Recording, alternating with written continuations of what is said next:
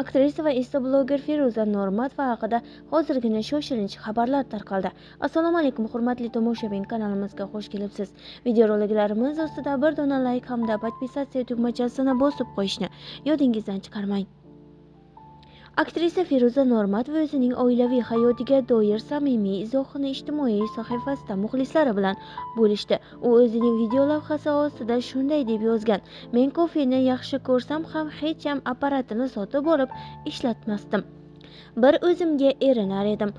Faqat ko'chadan sotib olar edim." Feruza Normatova bu odatini o'zgartirganini ma'lum qilib, oilaviy hayotimizda endi kofexo'rlar 2 kishimiz deya iliq hazil bilan izoh qoldirgan. Bu qisqa ammo mehrga boy post orqali aktrisa shaxsiy hayotidagi yangi bosqichni yaqin insoni bilan bo'lishayotganini, baxtli daqiqalarni samimiy tarzda namoyon etdi. Muxlislar bu so'zlarni ijobiy izohlar bilan qarshi olishdi, deyiladi xabarda. Biz bilan qoling va eng so'nggi yangiliklarni biz bilan kuzatib boring.